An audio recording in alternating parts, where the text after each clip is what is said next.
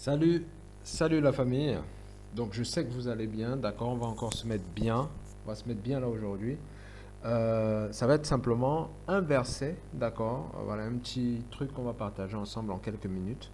Voilà, c'est une clé vraiment pour grandir dans la sagesse, hein. Voilà, on sait que ça commence avec la crainte de l'Éternel, d'accord.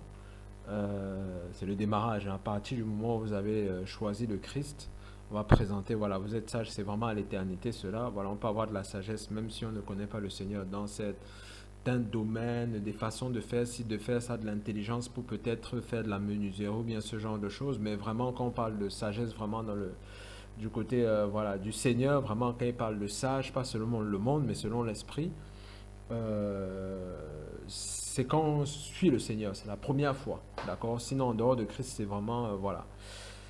Donc, il y a un verset vraiment qui est très important, une clé.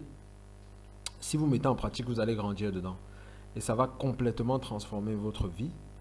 Et tout le monde a la possibilité de pratiquer, hein, de pratiquer cette chose-là. Ça va être notamment pour voir si on va voir Proverbe 8, verset 33. Ça, c'est une des façons, hein, voilà, parce qu'il y a 10 000 et une approches. Mais une approche, voilà, qui va être comme le truc général, hein, voilà, ça va être Proverbe 8, verset 33. Écoutez l'instruction pour devenir sage. D'accord?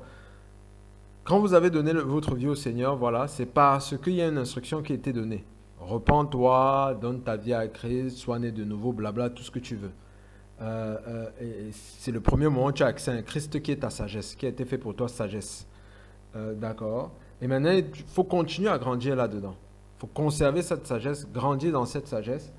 Et pour ça, là, c'est l'instruction. Qu'est-ce que Dieu te demande de faire? Il y a des instructions qu'on va, si je peux appeler ça de façon, si c'est le bon terme, vous me direz peut-être générique, d'accord?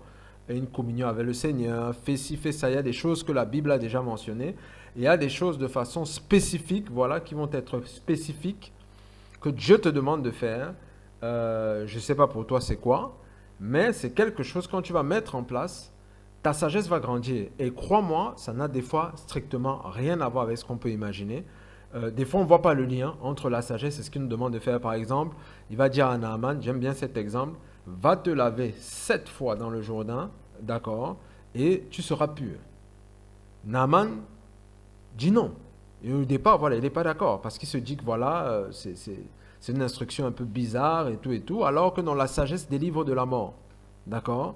Et donc, voilà, pour lui, ça n'a aucun sens et tout et tout. Donc, Dieu peut te donner comme instruction, je veux que tous les matins, pardon, et quand Naaman va se laver, on voit que voilà, tout se passe très bien, voilà, et sa chair se purifie, tout ça, voilà, comme on présente dans les Écritures.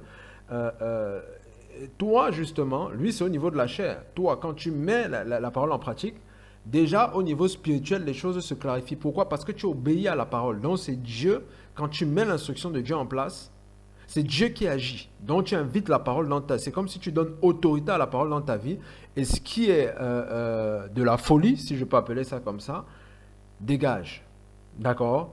Je sais que tu vas me dire, oui, il suffit de demander. Ça, c'est aussi une instruction.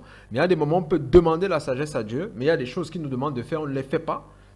Ben, naturellement, on se bloque soi-même. D'accord? C'est comme quelqu'un qui se ferme lui-même la porte, qui s'assoit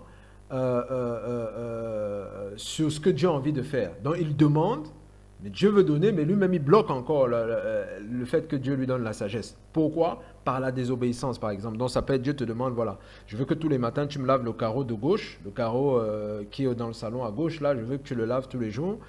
Quand tu seras en train de le faire, lui va nourrir ton intellect. Tu vas être sage. Tu vas grandir dans la